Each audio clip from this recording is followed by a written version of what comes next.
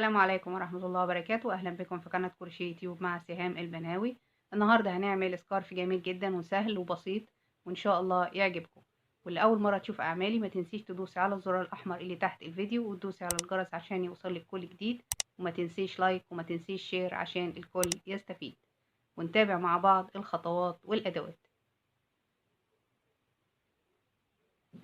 احنا استخدمنا إليزا بيركم كلاسيك 3 شلات، واستخدمنا إبرة رقم 6، إبرة رقم 6 والمتر بتاعنا والمقص وإبرة التنظيف.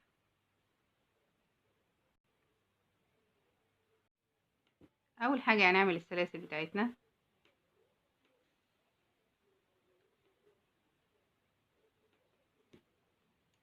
واحد، اتنين، تلاتة، أربعة، خمسة، ستة، سبعة، تمانية، تسعة، 10، 11، 12، 13، 14، 15، 16، 17، 18، 19، 20، 21، 22، 23، 24، 25، 26، 27، 28، 29، 30، 31.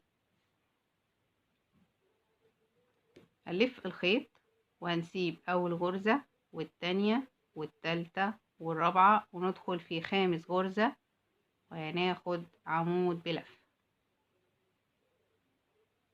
وهنلف الخيط وفي نفس المكان هناخد عمود بلف بالشكل ده. هنلف الخيط ونسيب غرزة وندخل في اللي بعدها ناخد عمود،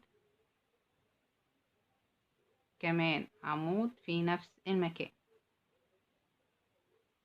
هنلف الخيط ونسيب غرزة وندخل في اللي بعدها هناخد عمود وفي نفس المكان عمود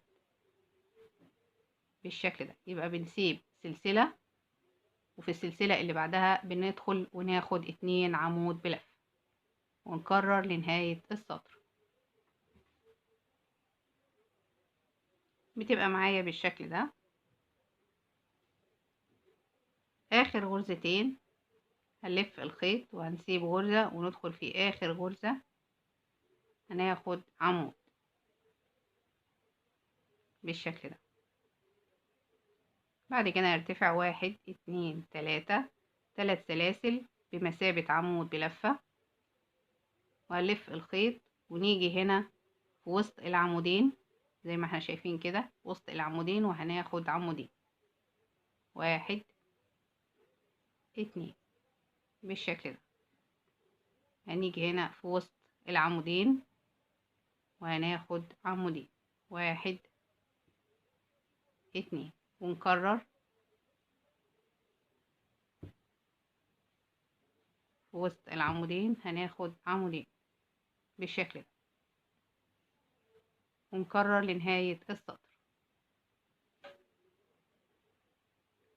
وصلنا لنهاية السطر زي ما احنا شايفين كده، وعندي هنا ال3 سلاسل. هدخل في تالت سلسلة واخد عمود بلف بالشكل ده، وارتفع 1 2 3 واكرر الشغل.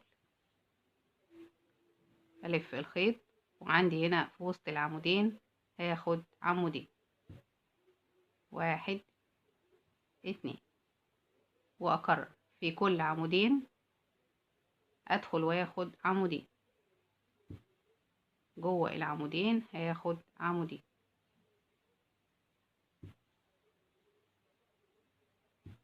بالشكل ده. وبترتفعي بالادوار لحد ما توصلي عند 178 سنتي. طبعا عايزة تزودي عن كده طبعا ده بيرجع لك. وصلنا لاخر السطر، اخر غرزة حرف في. هنيجي هنا في تالت سلسلة 1 2 3 تالت سلسلة وهاخد عمود. بتبقى معايا بالشكل ده زي ما احنا شايفين كده، غرزة حرف في جوه غرزة حرف في، عمودين جوه عمودين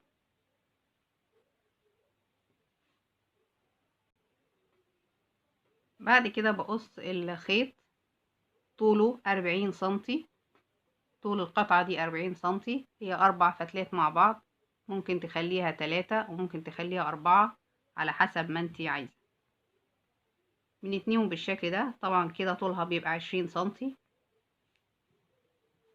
باجي هنا في الفراغات واعمل الشراشيب بالشكل ده.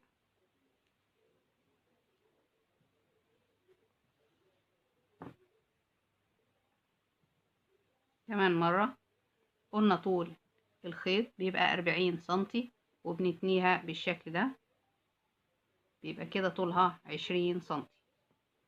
واجي هنا في الفراغ، طبعا ممكن تعمليها في الفراغ وممكن تعمليها في السلسلة نفسها،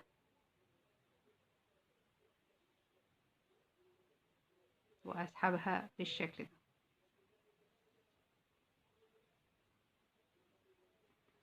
تبقى معايا بالشكل اللي احنا شايفينه ده.